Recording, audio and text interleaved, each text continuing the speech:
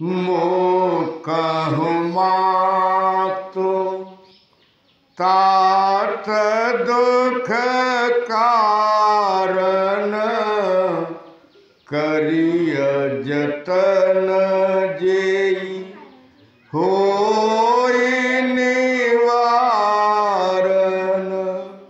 राम जी कहते हैं कि हे मैया आप ही मुझे बताइए कि पिताजी के दुख का कारण क्या है,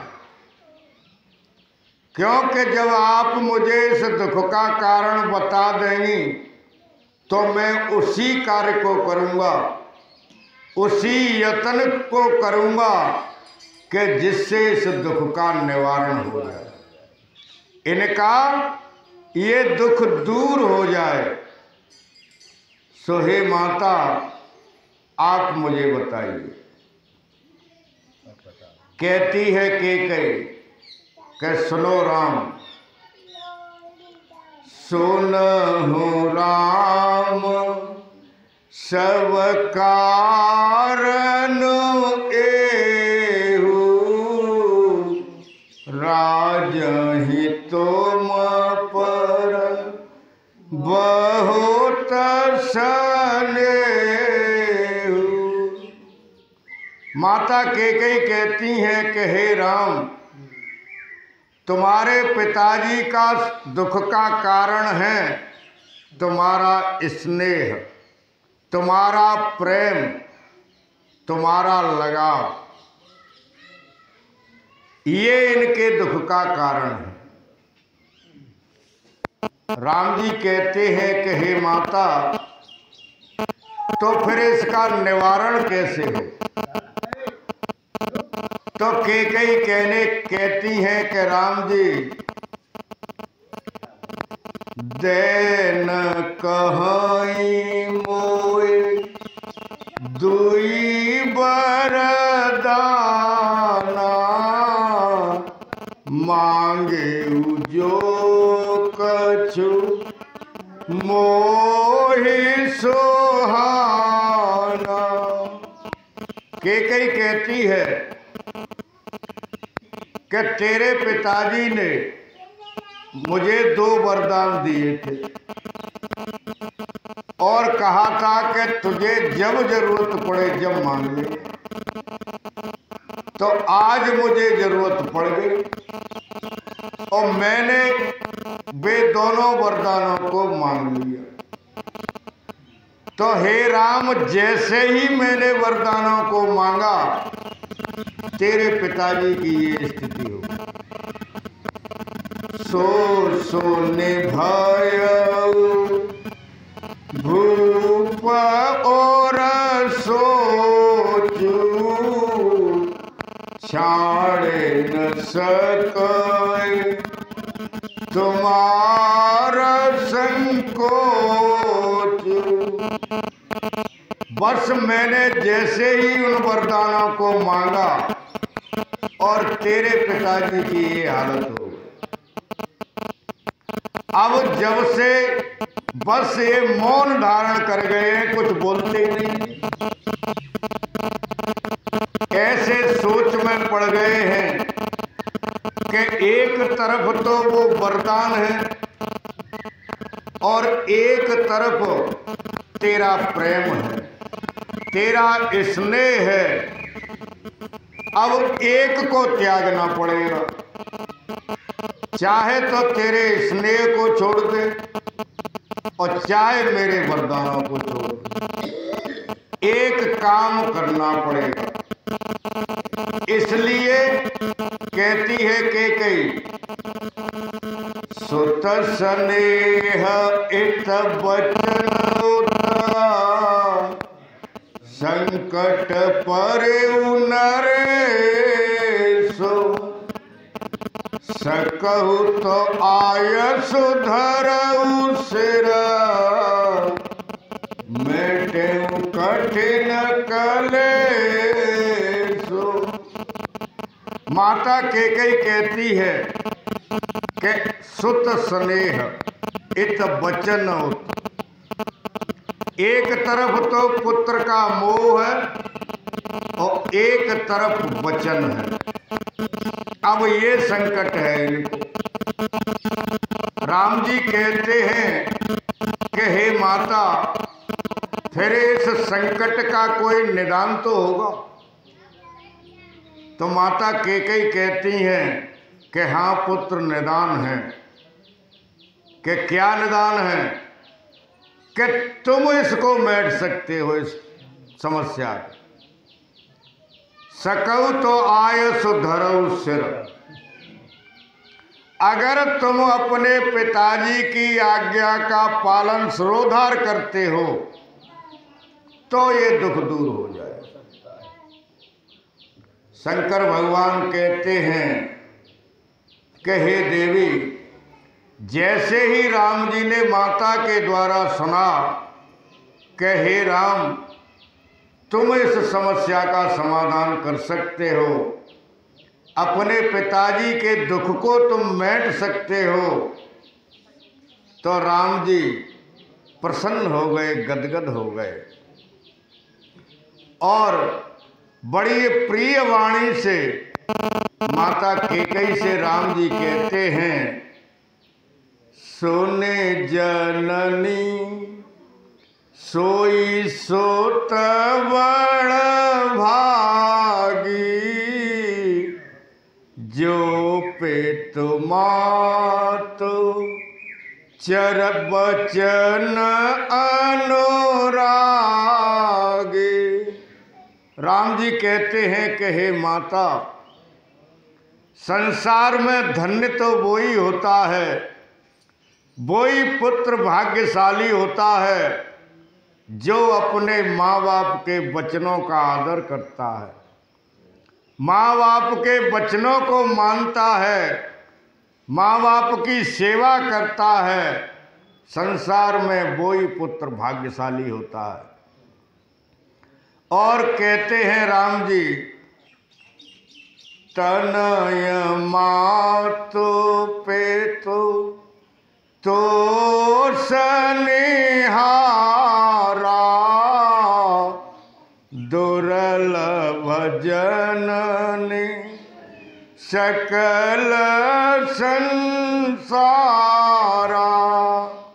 राम जी कहते हैं कि हे माता, माता पिता की सेवा करने वाले पुत्र कहीं कहीं मिलते हैं। ऐसे पुत्र संसार में दुर्लभ हैं, कहीं कहीं ही मिलते हैं जो माँ बाप की सेवा करते हैं। और राम जी कहते हैं कि हे मैया, फिर उसके बाद कहते हैं कि राम जी कि हे माता, अब तू मुझे ये बता कि मुझे करना क्या है, क्या करना है, और तैने अपने वरदानों में क्या मांगा है। तो कहती है कैकेयी कि एक वरदान में तो मैंने भरत के लिए अयोध्या की राजगद्दी मांगी है। अयोध्या का राजा तुम नहीं, भरत होगा। राम जी कहते हैं, बहुत अच्छा कार्य किया माता तुमने। और राम जी कहते हैं कि हे मैया, दूसरा क्या वरदान है? तो कहते हैं कि कई कहने लगी कि हे राम, तुमको 14 वर्ष के लिए वन में जाना पड़ेगा। शंकर भगवान कहते हैं कि हे देवी, राम जी ने जैसे ही माता की बात सुनी कैकेयी की, तो राम जी गदगद हो गए, प्रसन्न हो गए कि हे मैया, धन्य है तेरे लिए। कहते हैं, मुनिगण मिलन विशेष बना, सबई भांते हित मोर, तेहि में पितु आयस बहुरे, संबत जननी तोर। राम जी कहने लगे कि मैया मैं कितना भाग्यशाली हूँ, कितना भाग्यशाली बना दिया तूने माता मुझे कि मुनिगण मिलन विशेष वन में जाकर के संतों के दर्शन करूंगा, मुनियों से मिलूंगा, और संतों के दर्शन होने से तो सारे कष्ट ही मिट जाते हैं। तो माता सब प्रकार से मेरा भला ही भला होगा। और फिर उसके बाद राम जी कहते हैं कि उसमें ऊपर से पिताजी की आज्ञा का पालन, उसको करने का मुझे सौभाग्य मिलेगा। और उसके बाद माता तेरा भी ये मत है, तो मुझे एक साथ कितने फायदे माता तूने प्राप्त करवा दिए। संतों का संग होगा और माँ बाप की आज्ञा का पालन एक साथ ही मुझको दिया माता ने। मैं बड़ा भाग्यशाली हो गया, मैं धन्य हो गया। शंकर भगवान कहते हैं कि हे देवी, फिर राम जी कहते हैं कि भरत प्राण प्रिय पावहि राजू, वेद सब वेदे मोए सन्मुख आजू।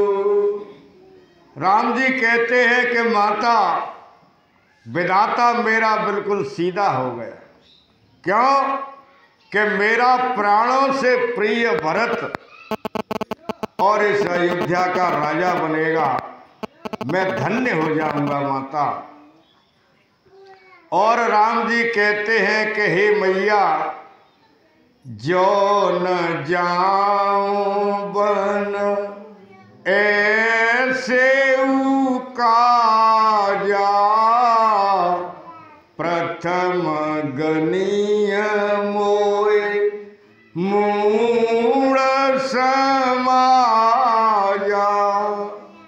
राम जी कहते हैं कि हे माता, अगर ऐसे भी कार्य के लिए मैं वन में नहीं जाऊं तो संसार फिर मुझसे क्या कहेगा?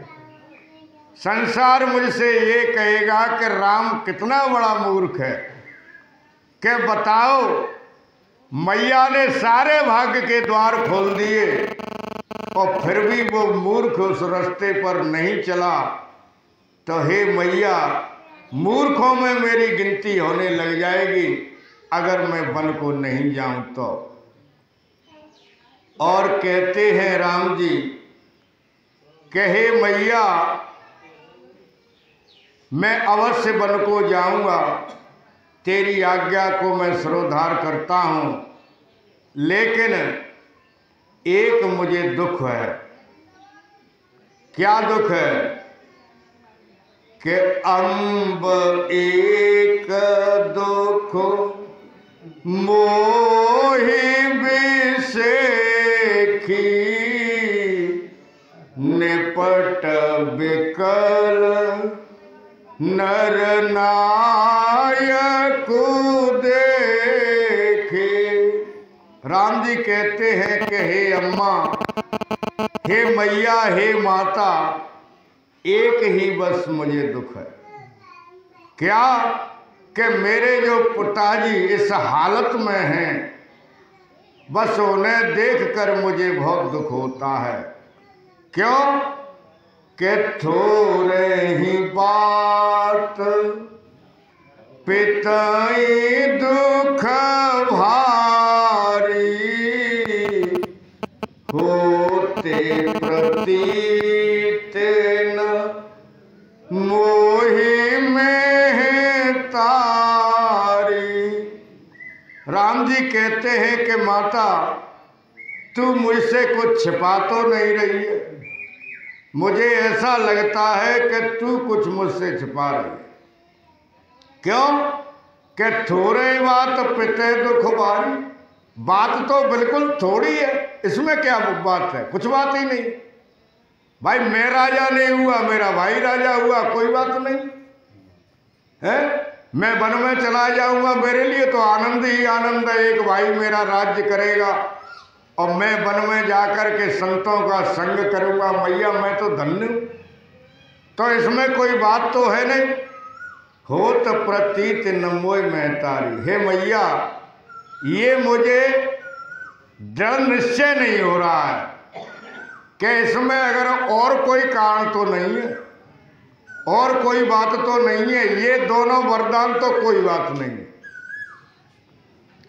शंकर भगवान कहते हैं कि हे देवी, राम जी कहते हैं जाते मोहे कह न कहत कछुराऊ,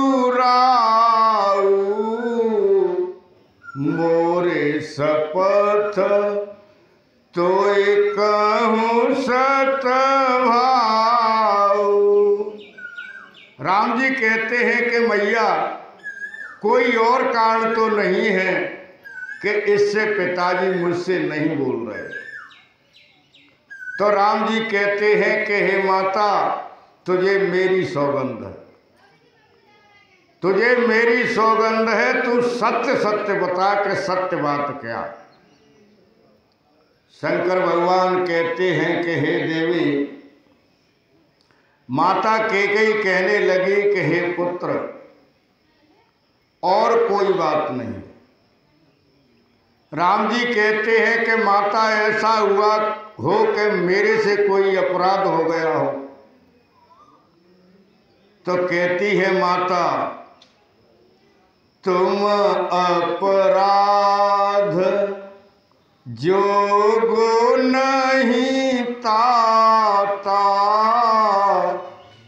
जननी जनक बंधु सुखदाता।